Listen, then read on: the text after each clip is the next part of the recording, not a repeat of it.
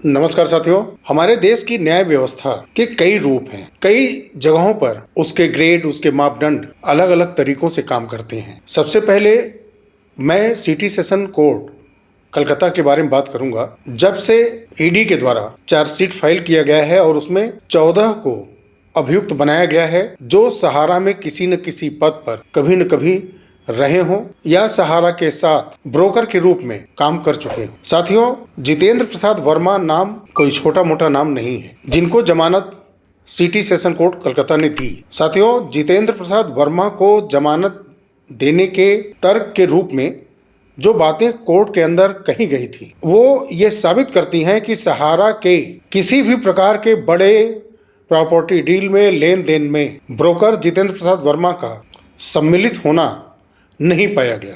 Court ने यह स्वीकार तो किया कि लेन देन में पारदर्शिता नहीं थी, सहारा के जालसाजी हुई है, फ्रॉडगिरी हुई है। इसका उदाहरण तो दिया गया है, लेकिन उसमें जितेंद्र प्रसाद वर्मा ब्रोकर शामिल नहीं पाया गया है। स्पष्ट कोई एविडेंस नहीं मिला है, जिसकी वजह से ब्रोकर जितेंद्र प्रसाद वर्मा को जमानत मिल गई और ये साबित हुआ कि सहारा के ब्रोकर के रूप में प्रमुख रूप से वो कार्य नहीं करते थे, इसलिए उनको जमानत मिल गई। लेकिन ठीक उसके उल्टा अगर आप देखें तो बाहर से कौन सा प्रबंधन तंत्र जितेंद्र प्रसाद वर्मा को जेल से बाहर लाने के लिए किस तरह से प्रयासरत था, किसकी लीगल टीम लगातार प्रयास कर रही थी तो वो सहारा प्रबंधन की ही ना। क्या कोर्ट को ये नहीं दिखता है कि ईडी ने सहारा इंडिया को कटघरे में खड़ा किया है और उस सहारा इंडिया के डायरेक्टर्स को, ऑनर्स को और ब्रोकर को, तो पर्दे के पीछे पूरा सहारा प्रबंधन तंत्र एक लीगल कार्रवाई कर रहा है। वही कोर्ट के अंदर सहारा के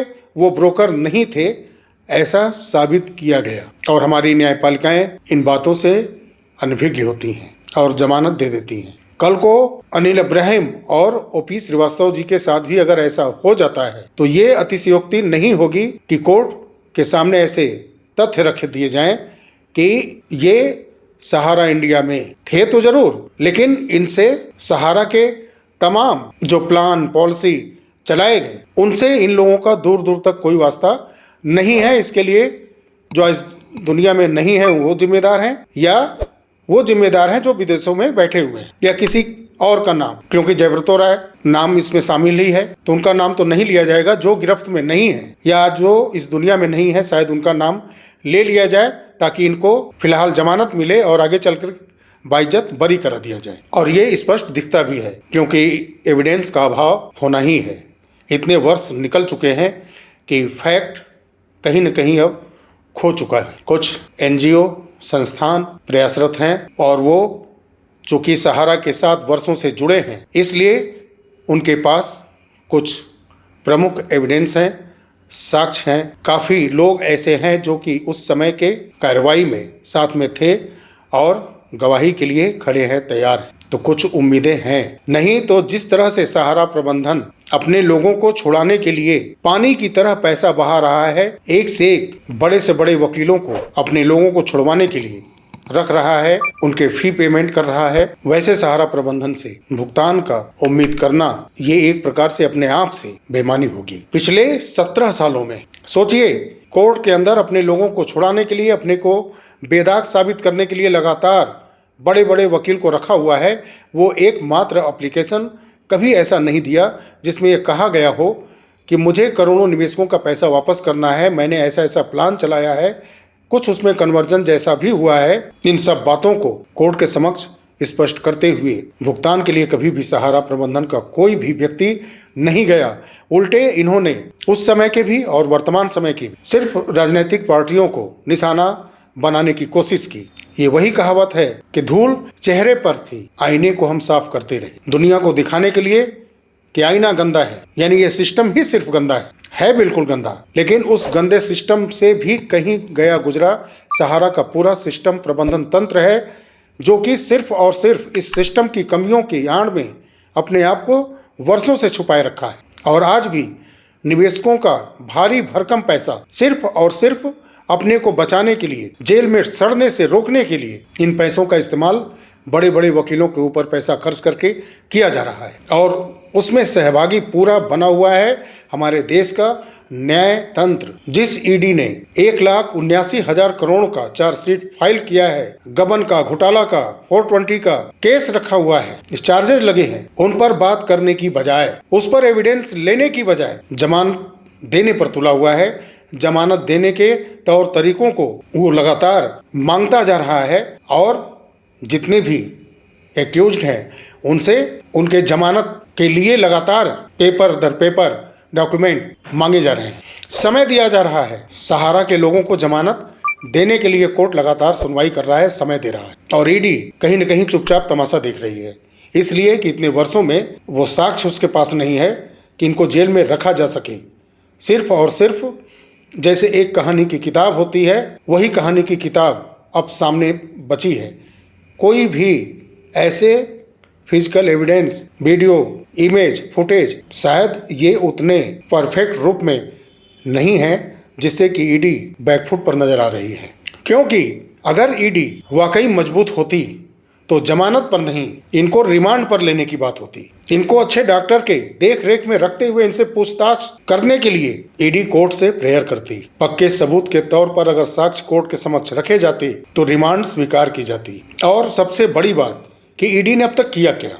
ठीक है, गिरफ्तारियां हो रही हैं, इन्होंने चार्जशीट फाइल की हैं, 14 लोग उसमें एक्यूज्ड हैं, लेकिन ब्रोकर से क्या जानकारी मिली, अनिल इब्राहिम से क्या जानकारी मिली, ओपी श्रीवास्तव, इतने दिनों में उनसे क्या जानकारी हासिल हुई? इतने दिन अपने पास रखने के बावजूद भी इनको जमानत मिलने का कैसे माध्यम बनता जा रहा है, कैसे उनके जमानत के अवसर बनते जा रहे हैं? आखिर में ईडी के पास वो पक्के तौर पर सबूत क्यों नहीं इकट्ठे हो रहे हैं? क्यों नहीं इतने दिन तक इनके गिरफ्तारियां कस्टडी में होने के बावजूद भी लंबे अवधि के लिए एक पुराने केस में जिसमें साक्ष्य बहुत कम से कम है, उस सच को उगलवाने के लिए अपने रिमांड पर ईडी क्यों नहीं ले पा रही है? ये बहुत बड़ा विषय है और हमारी न्यायालय प्रक्रिया जमानत देने पर आमादा है। 1,79,000 करोड़ रुपए के गबन का, घोटाला का, जालसाजी का जो आरोप लगा है, उस पर सीधे ईडी से सवाल जवाब कोर्ट क्यों नहीं करता कि आप वो सबूत सामने लाइए जिसके बिना पर आपने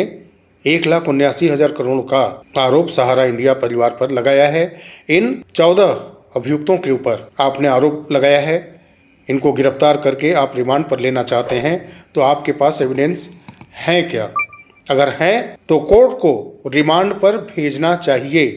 रिमांड पर ईडी ने क्या पूछताछ की, क्या हासिल हुआ, इसको भी कोर्ट के साथ साथ पूरे देश को, पूरे निवेशक को, एजेंट को, कर्मचारी को जानने का हक है। आखिर में जमानत क्यों इतना आसान बनता जा रहा है इनके लिए? 17 तारीख को सुनवाई है इनके बेल पर अनिल इब्राहिम, और हो सकता है कि कहीं फाइनल मुहर ओपी श्रीवास्तव के जमानत पर भी ना लग जाए। आखिर हमारी ईडी क्यों इतनी कमजोर है कि कस्टडी में लेकर के, रिमांड पर लेकर के पूछताछ करने की बजाय उनको जमानत का रास्ता बराबर मिलता जा रहा है। वर्चुअल पेशी हो रही है बराबर सभी लोगों की। एक छोटा सा कोई गुनाह करके देखिए ना, आर्थिक अपराधी करके देखिए कुछ, क्या आपकी वर्चुअल पेशी होगी? आप एक मध्यम वर्गीय परिवार से आते हो, गरीब परिवार से आते हो, तो आपकी भी क्या, अगर आप फिजिकली अनफिट हैं तो बात अलग है, नहीं तो जिस कंडीशन में ये लोग सही सलामत हैं शरीर से, क्या ऐसी स्थिति में आप हम जैसे एक मध्यम वर्गीय परिवार के लोगों की वर्चुअल पेशी होगी? किस तरह से, इतने बड़े केस में? बिल्कुल नहीं। तो इनके जमानत पर 17 दिसंबर को सुनवाई होगी और फिर 20 जनवरी को इस केस पर विस्तृत सुनवाई होगी और उस पर जो सीमांतो राय, जबरतो राय, इन लोगों की जो वर्चुअल पेशी हुई है, लगभग वो भी एक उपस्थिति के नाम पर वर्चुअल पेशी ही होगी और केस इसी तरह चलेगा। एविडेंस के हवाओं में सभी को जमानत मिलती जा रही है।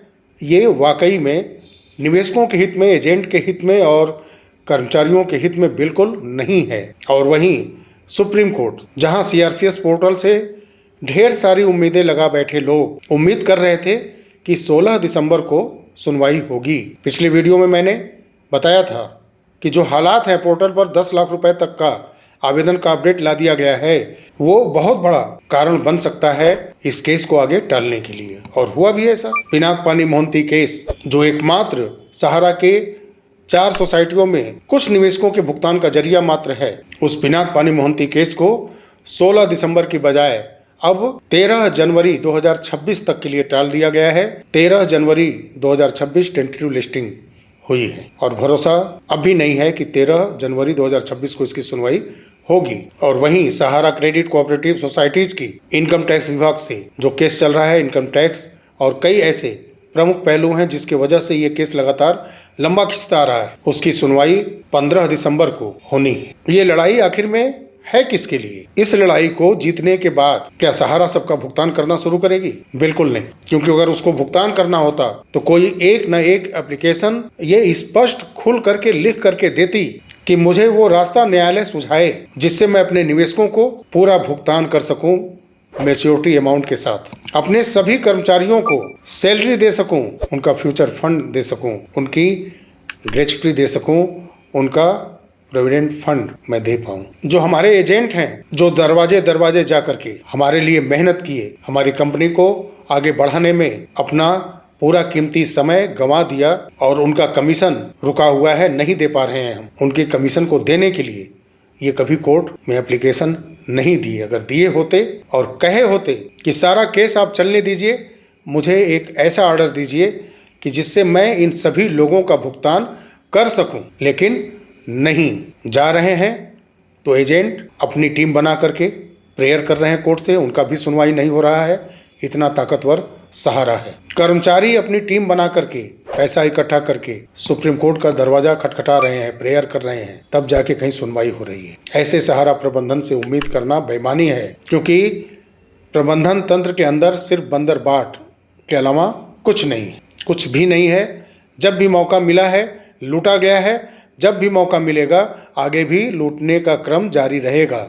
इसलिए जो भी प्रॉपर्टी अब साफ सुथरी बची है उसकी बिक्री के साथ साथ सबका भुगतान शुरू होना चाहिए, क्योंकि सीआरसीएस पोर्टल एक छोटे भुगतान मात्र का मुखौटा है जिसकी आड़ में कई हजार करोड़ रुपए का दावा पहुंच चुका है। फिर भी वो निवेशक वैध है ही नहीं। उन निवेशक को वैध ठहराने के लिए भी सहारा क्या कर रहा है? कुछ नहीं। उसको चिंता पड़ी है तो शीर्ष प्रबंधन को हथकड़ी लगने न पाए, सिर्फ इसका। न जाने कितने परिवार आर्थिक परेशानियों से जूझते हुए कई रोगों के शिकार हो गए, इस दुनिया से चले गए। कितने घर में आर्थिक परेशानियों की वजह से इलाज नहीं हो पाया, बच्चों की अच्छी शैक्षिक परवरिश नहीं हो पाई, अच्छे जॉब के लिए वो तैयारी नहीं कर पाए। कभी ऐसे परिवार के लिए सहारा इंडिया परिवार के बहुत खास लोगों को आगे बढ़ करके कुछ करते हुए देखा है आप लोगों ने? ऐसे परिवार के लिए जूझते हुए कभी सहारा के शीर्ष प्रबंधन के लोगों को देखा है? जिस प्रकार से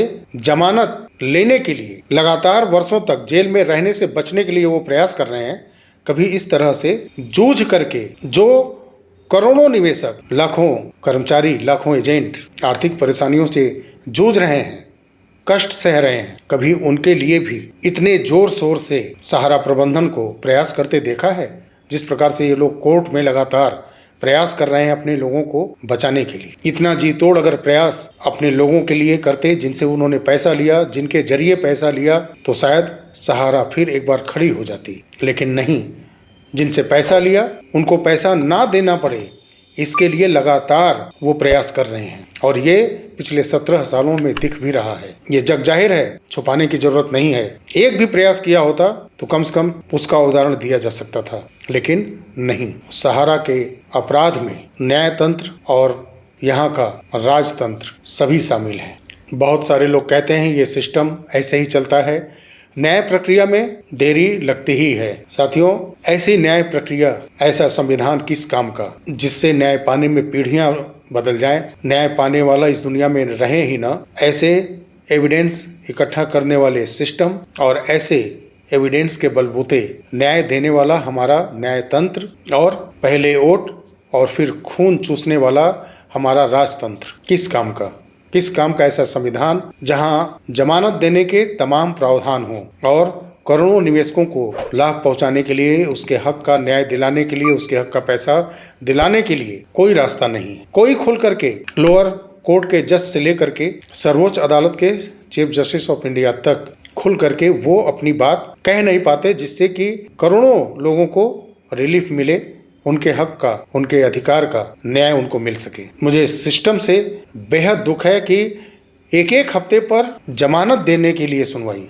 और 1,79,000 करोड़ रुपए के गबन का जो केस लगा है उस पर सबूत मांग करके, उस पर अमल में सारे तथ्यों को ला करके गहराई से पूछताछ करने की बजाय पकड़े गए अभियुक्तों से उनके जमानत देने पर, उनके हालात पर विचार किए जा रहे हैं। जबकि 17 सालों से करोड़ों निवेशक, ऐसे कई परिवार हैं जो कि ऐसे हालात से पहले ही गुजर चुके हैं, उनके हित के लिए कोई न्यायालय नहीं सोचता और जमानत लेने और देने वाले सिर्फ बड़े लोगों का पक्ष देखते हैं। गरीब निवेशकों का पक्ष, मध्यम वर्गीय कर्मचारियों का पक्ष, गरीब और मध्यम वर्गीय एजेंटों का पक्ष नहीं देखते, न सुनते। इसीलिए कानून की देवी की आंखों पर पट्टी बांध दी गई है। चलिए साथियों, वीडियो काफी लंबा हो गया है, मिलते हैं अगले वीडियो में। तब तक के लिए नमस्कार, जय हिंद, जय भारत, वंदे मातरम।